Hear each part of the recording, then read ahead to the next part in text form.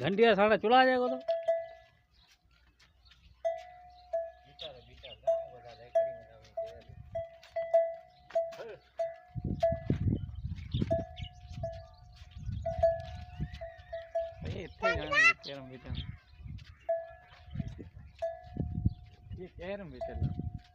तो शौक तो गड्डिया नहीं ना मजाक